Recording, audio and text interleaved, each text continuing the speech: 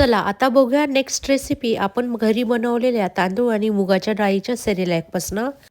तर इथे आता एकदम थोडं-थोडं अगदी एकच लसणाची पाकळी, एकच कोथिंबिरीची काडी अशाप्रमाणे उगाच थोडासा कांदा आणि थोडासा टोमॅटो अशा प्रकारे घ्यायचं आहे आपल्याला आणि टोमॅटोमधल्या बिया काढून टाकायच्या.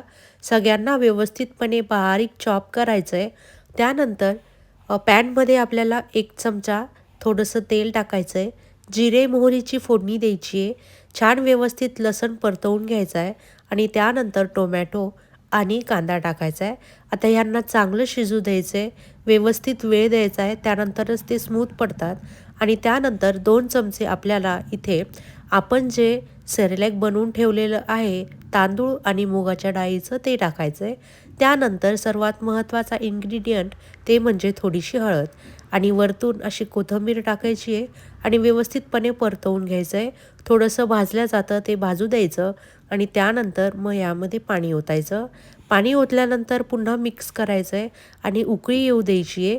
इतर वेळीपेक्षा सेरेलॅक जे बनतं ते लवकर बनतं आपलं. पण इथे आपल्याला थोडासा जास्त वेळ द्यायचा आहे कारण की ह्यामध्ये टाकलेलं कांदा, टोमॅटो वगैरे हे बाळ खाणार आहे. त्यामुळे अगदी गाळ होणं जास्त महत्त्वाचं आहे.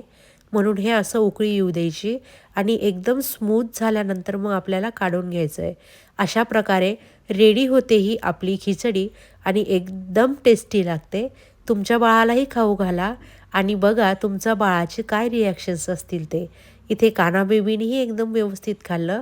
चला तर मग भेटूयात नेक्स्ट व्हिडिओमध्ये. तोपर्यंत बाय बाय.